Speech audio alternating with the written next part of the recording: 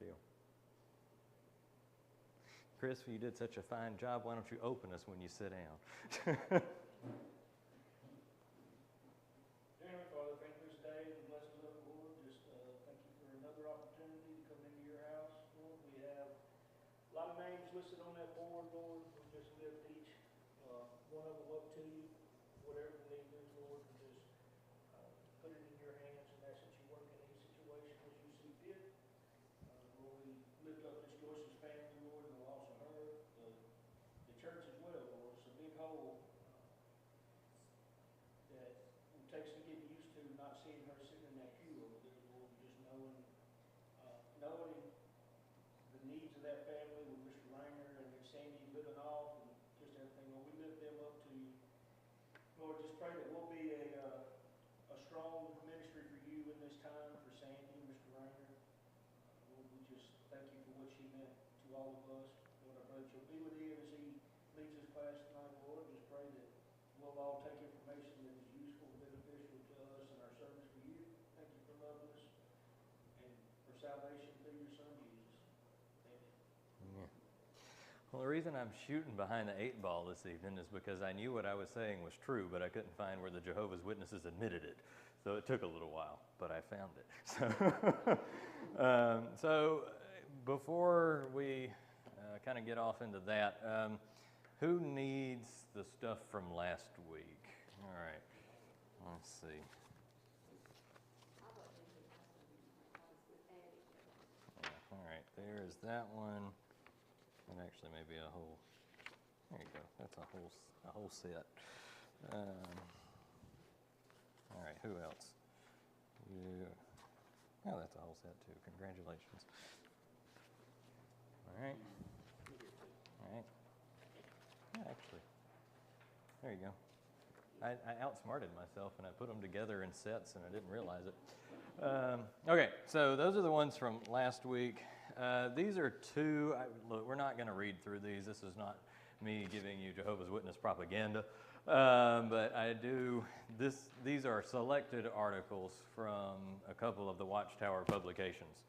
So if you've ever been visited by a Jehovah's Witness, you might have been handed one of these at some point. They used to be really bad to do like drop mail outs of them where they just sort of sent them to a whole, I think that kind of, I don't really know what happened. They don't do that so much anymore. But these are particularly to do with the Jehovah's Witness idea of the end times. So, you know, we talk a lot about end times even in Baptist business and whatever, but we don't hold a candle to the Jehovah's Witnesses, the Seventh-day Adventists, the, that's two, I think. There we go. You know, any of those type, we are calm compared. But the issue for Jehovah's Witnesses, like Adventists and others, are, you know, when is Jesus going to return? Who's he coming back for? And why? Those are sort of the central questions. Miss Dot, I should have gotten you to help me. Oh, yeah. Well, between two of us, we might have done it. There eventually. All right. So in that stack from last week, you have, I'm just going to tell you what you got. You have a little short statement of what Jehovah's Witnesses believe. You have a Watchtower publication on the fleshly body of Jesus. The short version is Jehovah's Witnesses believe that Jesus was resurrected spiritually, not bodily, and that his body did just kind of dissolved. And there are reasons for that. Jehovah's Witnesses also believe that Jesus is the Archangel Michael. So you have two Watchtower approved publications on the common identity between Michael and Jesus. So you can do with all of that what you want. At this point, I think I'm the primary user of the church's copy budget. So, but That's impossible when the week's leading up to Bible school. that's true. That's true. I picked a good time. So our two issues on the table, maybe three, we'll see where we get. I'd really sort of like to finish with the Jehovah's Witnesses, but if we're interested and we want to keep saying more, then we'll keep going. But the two or three things that I want to look at is first, what is this business about 1914? Because if you were here last week, you'll remember that one of the things that is sort of an identifying characteristic of Jehovah's Witnesses is they believe that Jesus assumed his kingship in October, very particularly October of 1914. So we're going to look at why 1914. We're going to look at their end time stuff, and then we'll make some comment maybe on their sort of medical beliefs. I don't really know what convictions. That's a better word. Their medical convictions. So that's sort of laying the groundwork for where we're going. All right. So as I mentioned, we have this interesting deal of 1914. Last week we saw the Jehovah's Witnesses have, since their inception, attempted to date the return of Christ, date the Advent, the second Advent, to date the millennial kingdom. They're really kind of obsessed with when all of this stuff is going to happen. Now, contemporary, like the Jehovah's Witnesses you meet today, they're not as concerned about all of that because, frankly, they got it wrong so many times so early in their history that what they've kind of done is distance themselves from making any real dogmatic claims about it, and they just kind of say, well, we expect it anytime. And that's because they have this variety of, there was 1914, there was, they sort of expected something to happen in 1925, 26, somewhere in that neighborhood. Then they expected something to happen in 1975, so it's like they kind of have this history of disappointed expectations. But 1914, where they land, official Jehovah's Witness doctrine is that Jesus assumed kingship of earth in October of 1914. And the way that they do this, now again, Jehovah's Witnesses they're like, and I don't mean to say this disrespectfully, but they are obsessed with the prophecies of the Bible. Absolutely obsessed. Genesis, 3, all of that stuff starting there, they're obsessed with that. They're obsessed with Ezekiel. They're obsessed with Daniel. They're obsessed with Revelation. Any and all of it. Like, they are filing it in and they are doing something with it and they are churning out these things by the hundreds. Okay? So here, if this is, again, this is from a Jehovah's Witness, from jw.org. So this is their graphic that I'm showing you here. But this is the run-up as they give it in Nebuchadnezzar's dream. You remember the dream about the tree, and Daniel goes and he interprets the dream, right? And so you have the enormous tree. He's commanded to chop down the tree, let 7 times pass, and the kingdom will be yours again. The way that Jehovah's Witnesses are interpreting all of this, we just went through Revelation not too long ago, and we talked about some of this as I understand it and how other sort of major thinkers understand it, whether it's dispensational or whatever. The way the Jehovah's Witnesses are thinking about this is the enormous tree is the kingdom. Doesn't matter if it's the kingdom of Israel, doesn't matter if it's the kingdom of Christ, it's all the same thing. It's the kingdom. The kingdom is chopped down by who? The Gentiles. So the Gentiles come in and they chop down the tree that is Israel at that point. Let 7 times pass. Now this is where, things really kind of start to diverge between standard, I'm going to say orthodox practice and Jehovah's Witness practice on this. They understand this to be 2,520 years. Okay? Now, the way that they get that is, I did not make a copy of this for you. If anybody wants it, you may have one, but I figured I'd done enough damage. So the way that they get this is they believe that 7 times, those 2,520 years, are the years that are allotted to Gentiles. When they say Gentiles, that means Gentiles relative to the Jews, pagans relative to the Christians. Okay, so this is when the evil is running the earth, I guess is the best way to think about that. They understand the tree to represent rulership, much like we do. But the trampling of Jerusalem. Now we have to go over to Luke's gospel to get this trampling of Jerusalem business. So Jesus is talking in Luke 21:24, and he says, Jerusalem will be trampled on by the nations until the appointed times of the nations are fulfilled. Interestingly, they sort of rely on the King James there, because the King James translates that as the times of the Gentiles. They don't like the King James anymore. They prefer the New World Translation. That's their approved translation, the only one that is approved by Jehovah's Witnesses. But on this issue, they're leaning into the King James just a little bit. And so the time of the Gentiles, the appointed time of the Gentiles is past.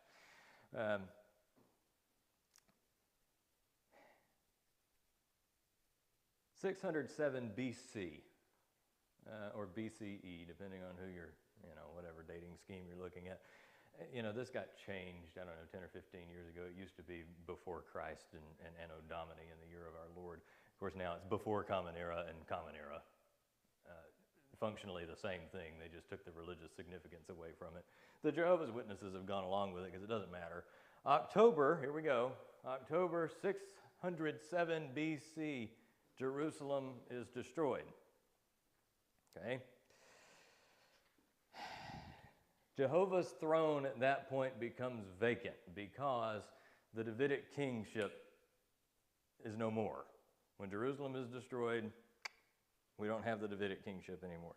Now this is really interesting because at this point, they're going to affirm that Jesus comes onto the scene to reestablish the Davidic kingship.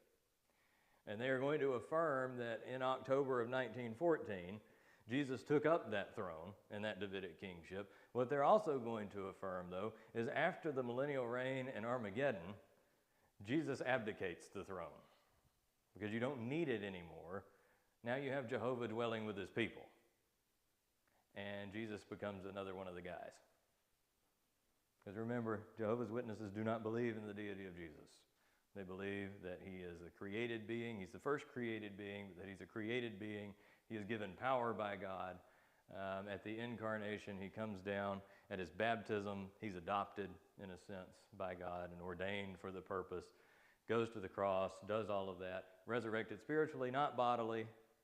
Then he ascends back into heaven, where, oddly, he waited for 2,000 years until October 1914 showed up for him.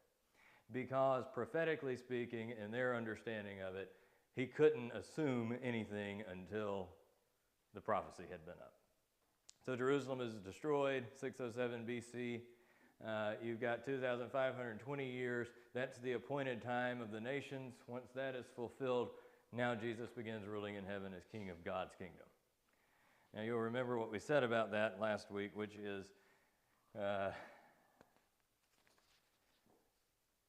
it's invisible. You don't see Jesus ruling. There will be a point where you see Jesus ruling.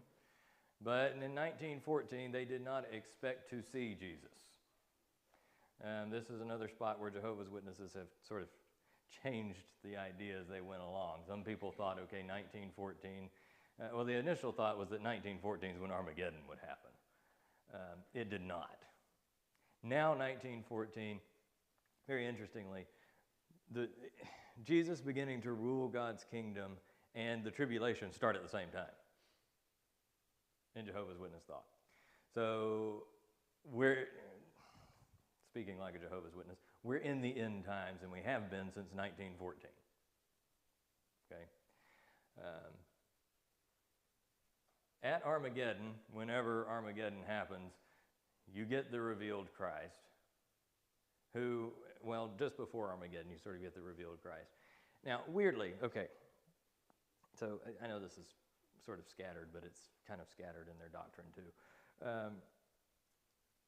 Y'all remember we said last week, they take the 144,000 in Revelation to be the 144,000 best Jehovah's Witnesses. Okay?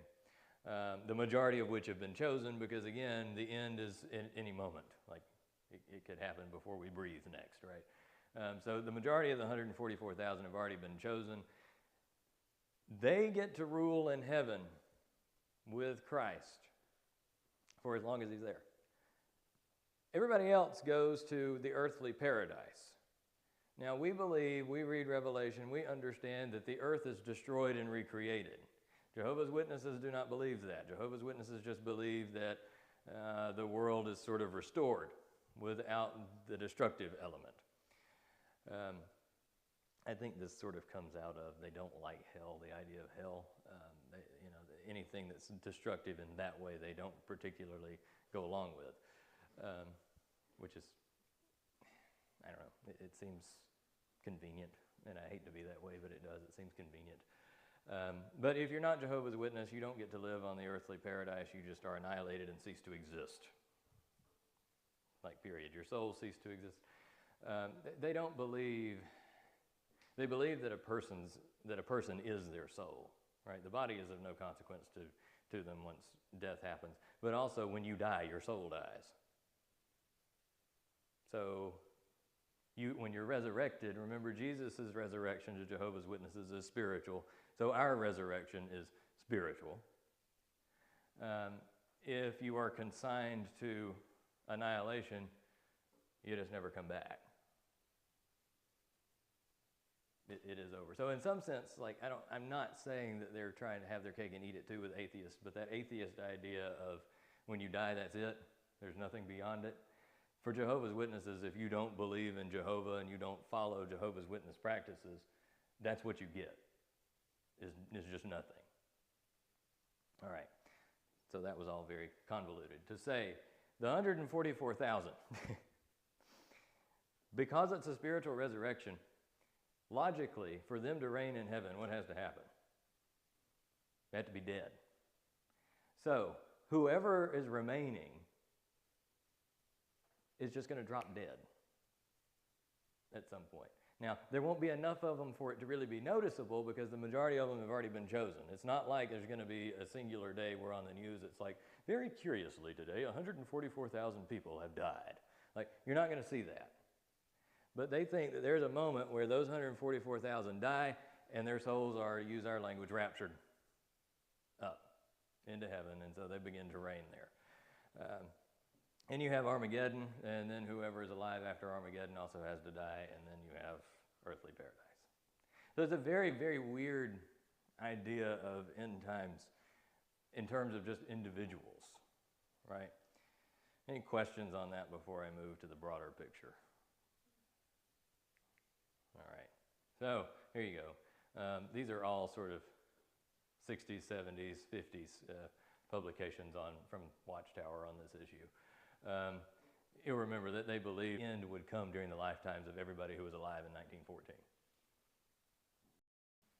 So, in one generation, massive famines, disease, epidemics, violent crimes, global pollution, all of that. Part and parcel of it. Here you go. Here's some of their advertisement. In 607 BCE, God's typical kingdom of Judah fell, and the Gentile kingdoms ruled the whole earth. In 1914, the appointed times of the nations ended, and the kingdom of the world was given to Christ. What are you looking forward to in 1975? The return. That's what they're looking forward to. I mean, it's this obsession. That's the only word for it. It's this obsession with when is it going to happen and are we ready? All right? So, who's in? Now, again, this is a very scary Jehovah's Witness graphic. So, they have these ideas of the four beasts, and same thing that we get. They identify them basically the same way we do: Babylon, Medo, Persia, Greece, and Rome. Right? These symbolize the world powers that had significant dealings with God during Daniel's time. So the four beasts in the book of Daniel. All right.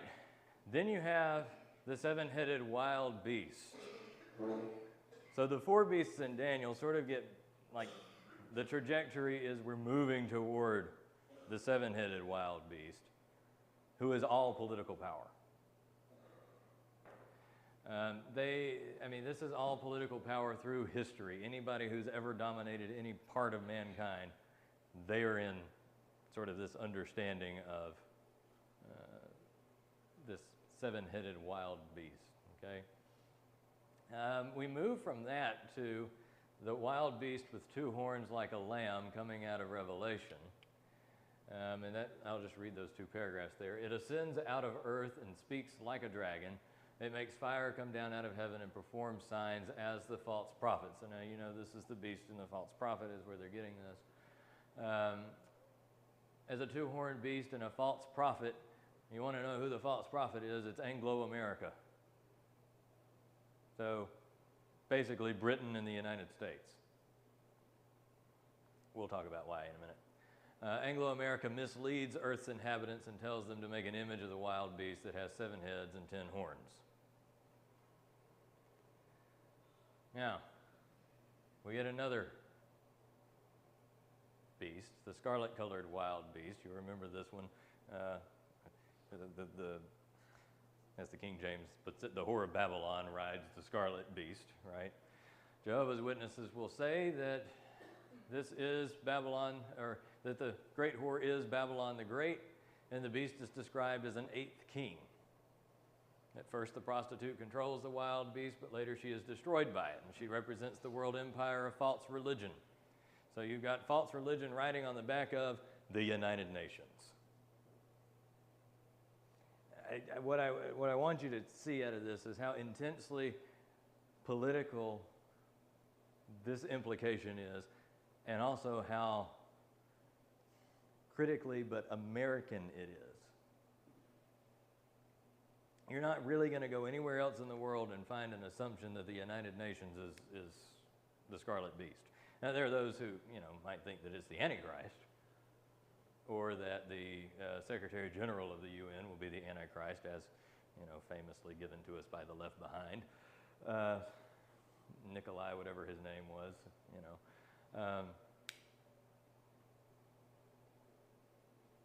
And then the fiery-colored dragon. Satan gives authority to the wild beast. Again, Revelation. As Jehovah's greatest enemy, Satan will be abyssed. I've never seen that used as a verb until this. But he will be abyssed for 1,000 years, and after that, Satan will be hurled into the lake of fire and sulfur. Now, the lake of fire and sulfur is not real, you understand. It's symbolic. Satan will cease to exist. That's what they mean. They're just quoting the language. And some of this tracks with what's popular in Protestant thought. I mean, there are certain Baptist churches, Pentecostal churches, probably even Methodist churches you could walk into, and this sort of distribution of evil power across, Anglo-America and the United Nations would be normal. The problem is, what I have always thought is this sort of thinking, and you can feel free to disagree with me, sort of eschatology is anybody's game, but this idea that America has some massive role to play in the end times, I don't know, it depending on your flavor of it, but it sort of makes us too important, I think. Rome thought it was all that in a bucket of chicken, right? So, I don't know. Maybe we do, maybe we don't. Time will tell. God didn't give me that knowledge, but he didn't give it to them either, I don't think. So that's where I'll stop with that. Now, this is a 2-slide timeline. It is also in this handout, the May 2020 handout. It's in the middle of it. By the way, I sort of did an interesting copy job, so you have to flip things up to see them.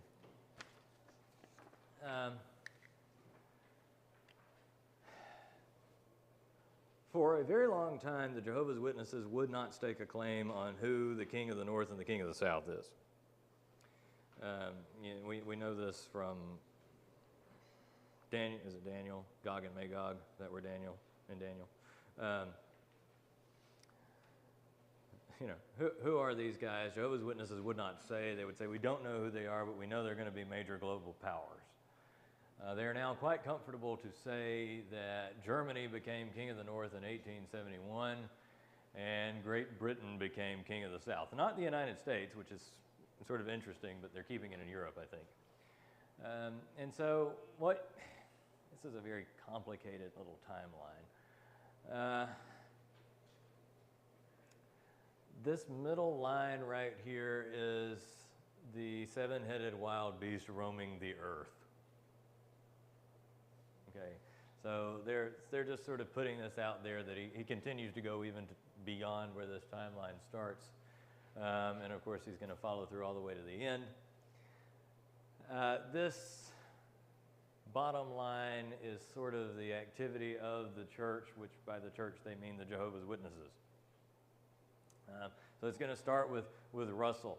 Now, something I didn't say last week about Charles Taze Russell is he does have a falling out with the Presbyterians and the Congregationalists over the issue of eternal punishment in hell. He does start doing his own Bible studies at age 19, and he's using a lot of Adventist literature to do this, Adventists who also don't like hell. But as Russell really gets going with all of this, Russell begins to believe that he is God's messenger, that he has been given what the world needs, that he's been given the message. He is Jehovah's Witness to all of this, okay? So Russell begins to believe somewhere in the 70s, 80s, 90s, 1870s, 80s, 90s, somewhere in that neighborhood. By the early 1880s, the Watchtower is telling people part of the program, part of the project is you have to go out and you have to preach the good news. Okay, nobody has a problem with that, I don't think, in this room, except what is the definition of the good news? And we don't need to go into that to say that we've already identified several ways that we would disagree with their conception of the good news. So you sort of have the wild beast roaming around, Germany and Great Britain becoming identified, Russell and the Watchtower beginning to do things. 1914 starts World War I. Very convenient for the Jehovah's Witnesses. They think, aha, this is it. We said Armageddon would happen in 1914. Here's World War I. It's over. By that original thinking, Jesus came to the throne in 1878. Problem is, World War I ended, and the world did not.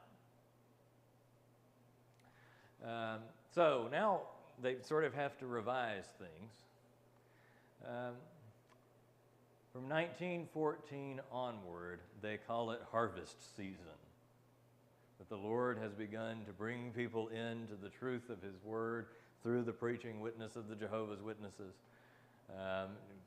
Going right along with the World War I in 1914. During World War I, the seventh head of the beast is wounded. And then after 1917, it's healed. And he begins to roam around again. Now remember, what we're playing with is a bad turn of phrase, but oh well, is Revelation ideas kind of and Daniel ideas kind of. So when you see up there, or if you're looking at the thing in the handout, if you're looking at that, 1917 onward, the feet of iron and clay emerge. Now, we have long since identified those four parts of Nebuchadnezzar's statue in the dream as, the Babylonian Empire or the Medo-Persian Empire or whatever. I mean, almost everybody's agreed that that's how that should be interpreted.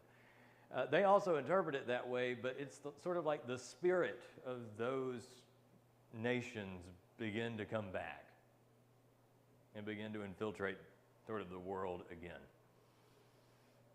So, 1919, anointed Christians gathered into the restored congregation, aka you get some go up to the 144,000 as I understand that.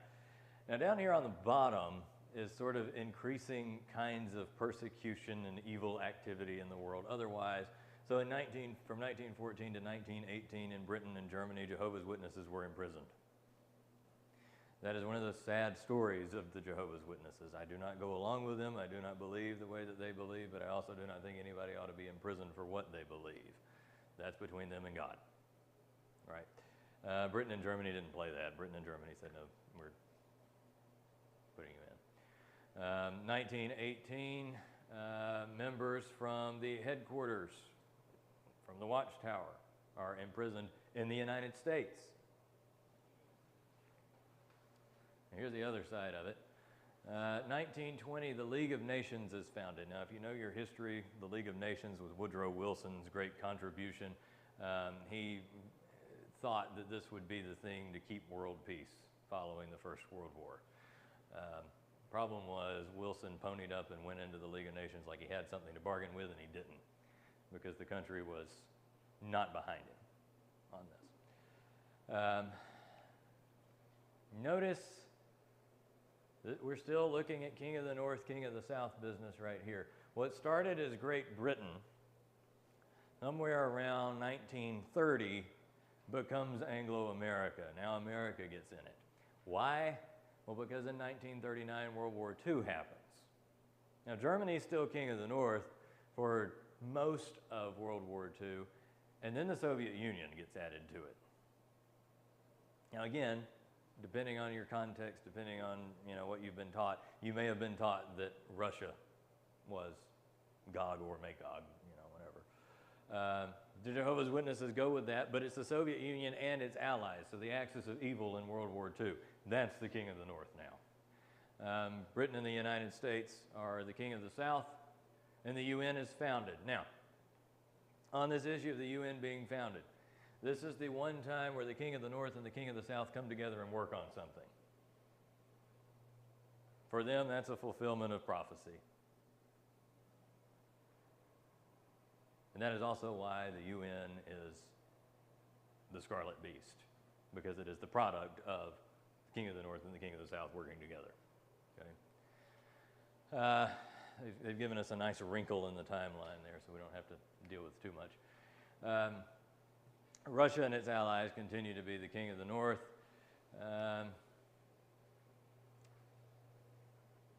Wrinkle, notice no time frame anymore. Tribulation starts sometime.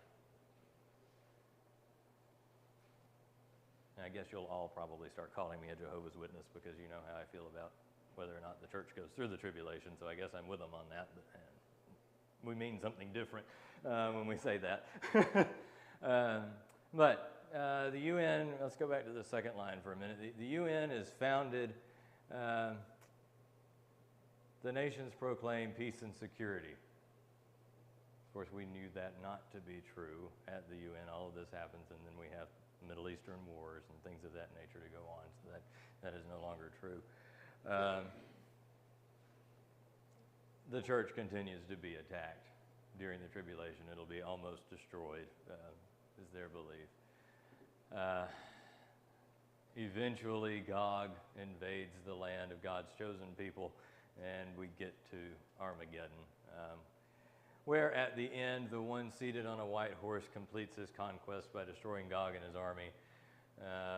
Jesus is the one on the white horse because he's the ruling king of God's kingdom. He brings the 144,000 wonderful Jehovah's Witnesses who made it and the angelic armies, and he destroys the entire coalition of nations. He destroys the UN. We're still operating with that mindset, that he destroys the UN, which is, at this point, identified as Satan's entire political system. So, all the things that we hear today, World Economic Forum and Klaus Schwab, Jehovah's Witnesses would say no. He's bad, but he ain't UN bad. They do not, interestingly, that I have found anyway, they do not really make a claim about an antichrist. And I'm not sure if that's because they believe that the UN is collectively the Antichrist. That's sort of the idea that I get from what they say, but they don't use that word.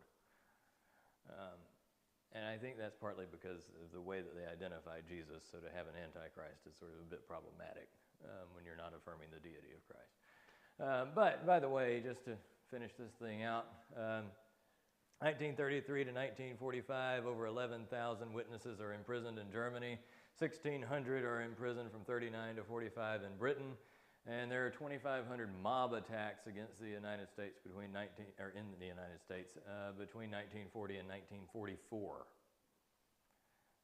The Soviet Union in 45 into the 50s deports a lot of Jehovah's Witnesses to Siberia, which if you know anything about Siberia, you don't live. You don't survive going to Siberia. And then in 2017, Russia comes down against the Jehovah's Witnesses almost entirely. They imprison them and they confiscate their branch buildings. So, I mean, one thing to keep in mind about Jehovah's Witnesses is they are incredibly persecuted everywhere in the world. Not so much here, but across the world they suffer tremendously. Their kingdom work, as they call it, continues. Their preaching work continues. They start publishing things. They had 156,000 by 1945. By 1991, they got 4,278,000. Today, they have over 8,580,000. So, say again. And then only had 144. Right. Overall, the Jehovah's Witnesses are small. Like in the grand scheme of the world, they're very small. There's 8.2 million Jehovah's Witnesses across the world, and 1.2 million of them, or 8.4 across the world, and 1.2 million are in the United States. So, we will see that Jehovah's Witness and Latter-day Saints are very, very informed by both being American groups. I'll choose that word for tonight. There is a sort of intensity put on that, bless you. Now, Miss Dana asked me a very interesting question last week, which I sort of thought I knew the answer to, but I wasn't sure, which is, why on earth do they not have windows in their churches or their kingdom halls? And the answer to that is there is no official Jehovah's Witness position on that. The reasons that are regularly cited, basically the press secretary for the Watchtower actually had to deal with this because people kept sort of bugging him about it, I think in the 90s. And he said, not all of them are that way, and it's true. If you go in, particularly in Europe, they do have windows. But part of it is a vandalism issue because they have been so persecuted, throwing rocks in windows and shooting through windows is an easy way to make targets. It's a cost issue because kingdom halls are built by the local congregations entirely. They do not take out loans. They don't do any of that. There's a cost issue on that. And because they don't take out loans and all of that sort of thing, they do all of the construction themselves. And windows complicate construction. So those are the reasons that they cite. Now, that's official from Jehovah's Witnesses. From people who were inside and have come outside, the general consensus that I have found is they don't want you to do anything but to focus on that guy standing at the front, reading to you, particularly these Watchtower studies. That they do not want you to be distracted because what they're really trying to do, in so many words, is to indoctrinate you. And if you can sort of zone out by looking at the pretty trees or whatever, you might not get as much as you should. So that's what I can tell you about the windows. So, all right, the other thing about Jehovah's Witnesses are their medical convictions. I don't have any slides for that, so I guess we'll go back there. To sort of go through them all would take its own night. But the main one is blood transfusions. They do not do blood transfusions. For them, blood is sacred. They take this from the Old Testament law where you don't ingest blood in any way. So, sort of meat and that kind of stuff has to be burnt if you're going to eat it and kind of thing. Because it is sacred and because each individual person has the capacity to make their own and has their own sort of supply of blood, you can't take somebody else's. The one buy you kind of get now is, and Kara may have to correct me on how to say this or if it's the right term, but I think it's autologous blood collection and then transfusion, where before the surgery or whatever, you basically store up some of your own blood And then when you come in for the procedure, if you need blood, they give you your own. They're not all okay with that because there's a storage process. And for an awful lot of them, you can't store the sacred that way. So that is entirely left up to the individual for the most part. Jehovah's Witnesses, by the way, did not start out so dogmatic. When Russell started in the 1870s, he said that there were sort of in a like the Catholics are about the Protestants now, in the same way that there were Protestants who'd be in. But by the time you get into the middle of the 20th century, no Protestants are in anymore. They weren't so dogmatic about the medical stuff. The middle of the 20th century is really rough for Jehovah's Witnesses because they become incredibly legalistic, and they're I won't say they're pulling back from it, but it's not to the extent that it was. Like blood transfusions in the 60s and the 70s, the church got rid of you. Now, if you take a blood transfusion, you have to voluntarily remove yourself. I hope they're not knocking. Anyway, bad joke. But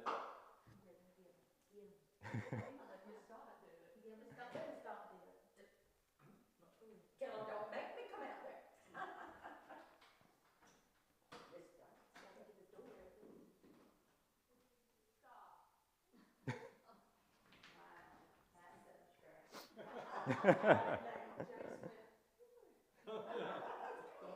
unsurprising. He was like, oh, that's just my mom. She don't do that. Yeah. Go. What you got? Oh, no, I was pretending to ask Oh. a question for Jason. Oh, okay. Yeah. So yeah, just to sort of tell you what you got, and then we'll stop. So the 2020 Watchtower is, if you hadn't looked at it all the way through by now, it is sort of telling you their rationale for understanding who these key players are in end times events. It has that chart in it that I showed you up there. And explains more of that stuff about like the King of the North and South working together to build the UN. So if any of that is of interest to you, there's that. And the July 2022, I mean, by the way, if you're interested in knowing like how these things are read as part of their Bible study, there was a particular year, and I don't remember what year it was, where Jehovah's Witnesses were asked to read 3,178-ish pages of Watchtower material and 192 pages of the Bible. So this stuff is what conditions their reading of the Bible. So if you're interested in what they believe, this is where to get it. They don't seem like they're as relentless as they used to be. I don't see as many of them. They're not as bad because they dropped so it used to be if you were a Jehovah's Witness, you had to keep a log of how many visits you made, how many Bible studies, and you had to report that to the Kingdom Hall or to the branch or whoever. They don't do that anymore.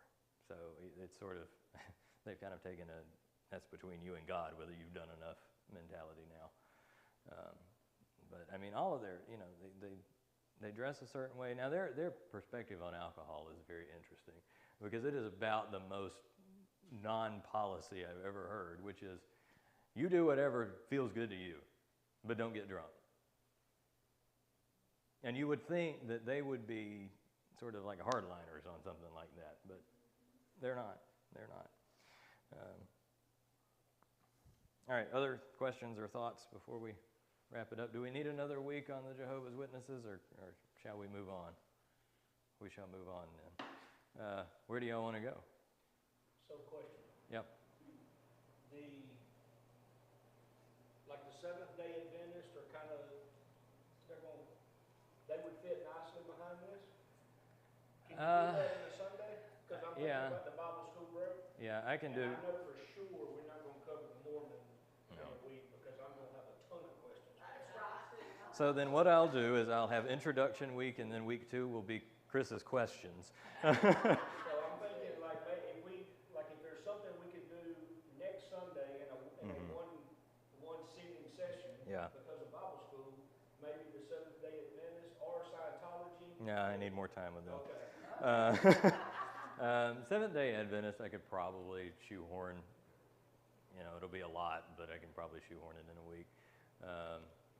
The other option would be to go to somebody very normal, like the United Methodists or the Presbyterians, or somebody like that we have some familiarity with already. Yeah, I'm just making that Yeah. as a suggestion. 'Cause Yeah, don't I mean- really- I don't want to get into something that's going to be 3 or 4 weeks, and then we have the Bible school. Right, break right. Yeah, that's good. to follow the brain.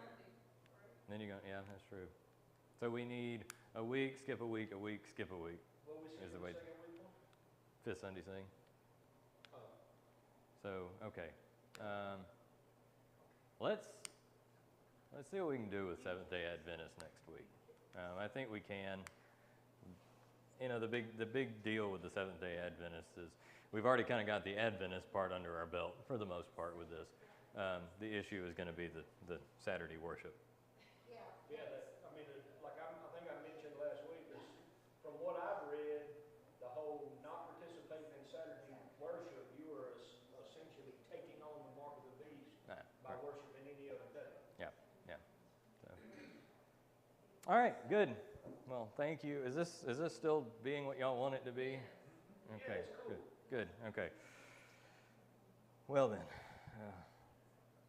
when John and Miss Jackie get done, I'll pray. Yeah, I was just, my son drives a truck for the people that own the company, or, I'm not sure, I think they're Seventh-day Adventists. I know Yeah. they consider Sunday as the start of the week. week. Or cross-country driving, you start on Sunday. Mm-hmm. Yeah. So, that's what I was wondering what the difference in those and what that was so Mormon. Yeah. But in Mormons, we need probably the month of July. I could probably even put a pin cushion in prayer on Sunday mornings and just. The remainder of 2024. I don't think it's quite that bad, but maybe. So the thing to go ahead and I know I got to shut up, but the thing about the Mormons is they're like the Catholics in that in order to really understand where they're coming from, you have to think like one. And so that first week when we start with them, we're really going to have to what makes them tick. And then you got your old school ones, Yeah, and then you got some that are not as, strict. Yeah. Which isn't that everything now? I mean, not to the same degree, but yeah. All right, let's pray. Gracious God, thank you for this time. Thank you for these who are gathered here tonight, dedicated to learning more about the many voices in your kingdom, Lord, and the many voices outside of your kingdom. And Lord, we just pray that as we continue these studies, Lord, that we would take away from it what is good and beneficial for us, and that we would leave behind what is not, Lord, that you would give us a spirit of discernment and also a spirit of humility as we approach these different belief systems. Lord, I pray again for Miss Joyce's family tonight as they prepare to go make those arrangements tomorrow, Lord, and I pray for our church as well. And Lord, now as we go into the second hour, I pray that you'd be with Kevin as he preaches tonight, Lord, and that you'd give us all a spirit of worship and a willingness to hear your word and to apply it to our lives. I pray all of this in Jesus' name.